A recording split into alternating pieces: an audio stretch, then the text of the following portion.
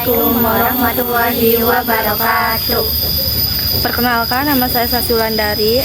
Saya Dewi Cantika Anugrah. Saya Evi Martini. Saya Maya Dani. Saya Dini Syahratul Aini. Di sini kami akan menceritakan sejarah tentang Banten Girang. Banten Girang adalah situs permukiman kuno yang terletak di Kota Serang, Banten. Tempat ini dikenal sebagai pusat pemerintahan Kerajaan Sunda sebelum Islam pada abad ke-9 hingga ke-10 Masehi.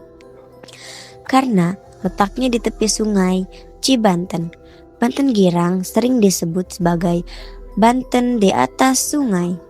Dari sinilah awal peradaban dan kekuasaan di wilayah Banten bermula. Situs Banten Girang berada di Desa Banten Girang, Kecamatan Cipocok Jaya, Kota Serang, sekitar 10 km dari Pelabuhan Banten Lama. Kawasan ini merupakan permukiman kuno dari masa Kerajaan Sunda yang masih dipengaruhi oleh kebudayaan Hindu-Buddha. Letaknya yang strategis membuat Banten Girang berkembang sebagai wilayah penting pada masanya. Pada masa kejayaannya, Banten Girang berfungsi sebagai pusat pemerintahan atau ibu kota kerajaan Sunda. Sungai Cibanten menjadi jalur perdagangan dan transportasi utama. Berbagai peninggalan arkeologis ditemukan di sini, seperti Punden Berundak, Arka Dwarapala, sisa bangunan, serta makam tokoh penting seperti Ki Mas Jong dan Agus Cu.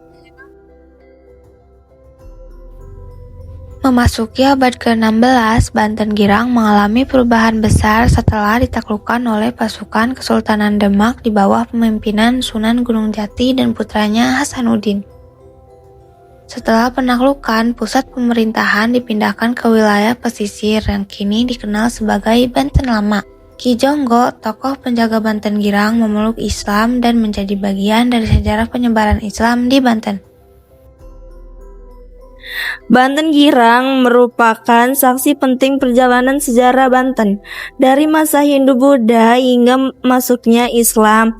Walaupun pusat pemerintah telah berpindah, Banten Girang tetap digunakan sebagai tempat pelitisan para sultan dan bangsawan hingga abad ke-17. Situs ini menjadi bukti kesinambungan sejarah dan budaya yang membentuk identitas Banten hingga saat ini.